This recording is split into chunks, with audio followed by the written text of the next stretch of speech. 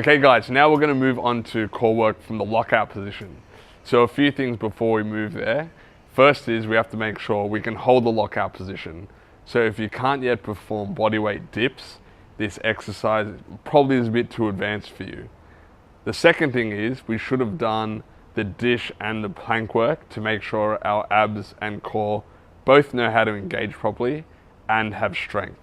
So when doing the knee raise, one common incorrect technique is we use our hip flexors too much.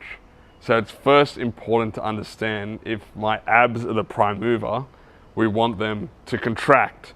So if my abs contract, you can see my hips will move up. Okay, so Lee's gonna do 5 reps of knee raises.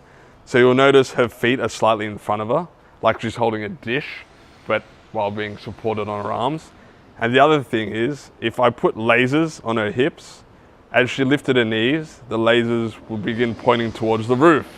So that's really important. If that's happening, it means my abs are the prime mover. If my hips stay where they are and I just lift my knees up, it's my hip flexors.